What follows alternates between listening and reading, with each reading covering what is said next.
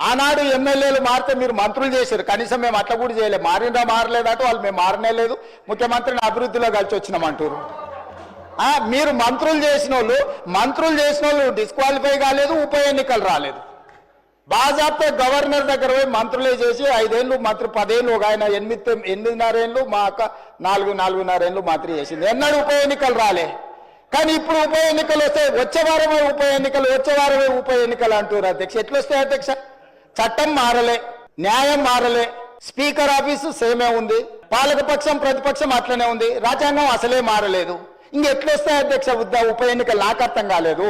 ఏ రాజ్యాంగం ప్రకారం వస్తాయి అధ్యక్ష? డాక్టర్ బాబాసాహెబ్ అంబేద్కర్ గారు రచించిన రాజ్యాంగం ప్రకారము గత అనుభవాల దృష్టి ఎప్పుడు కూడా పార్లమెంట్ ప్రాక్టీసెస్ అండ్ ప్రొసీజర్స్ అని ఉంటాయి అధ్యక్ష. చట్టంలో గ్రే ఏరియా ఉన్నప్పుడు గతంలో ఎలాంటి విధి విధానాలను ఆచరించారు, సాంప్రదాయాలు ఎట్లున్నాయని చూస్తారు అధ్యక్ష.